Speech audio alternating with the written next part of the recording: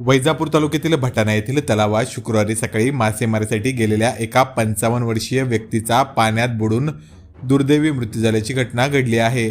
रहीम युसुफ शेख असे घटनेतील मृत व्यक्तीचे नाव असून त्यांच्या निधनामुळे गावात हळहळ व्यक्त केली जात आहे। मिळालेल्या माहितीनुसार रहीम शेख हे आपल्या कुटुंबाचा उदरनिर्वाह करण्यासाठी तलावात मासेमारी करत होते। शुक्रवारी सकाळी 8 वाजेच्या सुमारास ते नेहमीप्रमाणे तलावात मासे पकडण्यासाठी गेले होते। यावेळी मासेमारीसाठी टाकलेल्या जाळ्यात त्यांचा पाय अडकल्याने त्यांना पाण्यातून बाहेर येता आले नाही। हातपाय हलवता न आल्याने त्यांचा पाण्यात बुडून मृत्यू झाला। दरम्यान बराच वेळ होऊनही ते घरी परतले नाहीत, त्यामुळे त्यांच्या नातेवाईकांनी तलाव परिसरात शोध घेतला असता ही दुर्दैवी घटना घडल्याचे उघडकीस आले। गावातील नागरिकांनी तात्काळ तलावातून मृतदेह बाहेर काढून शवविच्छेदनासाठी शिऊर येथील प्राथमिक आरोग्य केंद्रात दाखल केले।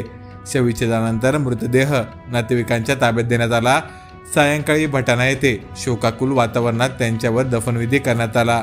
रहीम शेख यांच्या पश्चात पत्नी, 2 मुले, 2 मुली आणि नातवंडे असा परिवार आहे। अत्यंत हलाखीच्या परिस्थितीत ते मासेमारी करून कुटुंबाचा उदरनिर्वाह करत होते। त्यांच्या अकाली निधनामुळे कुटुंबावर दुःखाचा डोंगर कोसळला असून शासनाने त्यांच्या कुटुंबाला आर्थिक मदत द्यावी अशी मागणी ग्रामस्थांकडून होत आहे।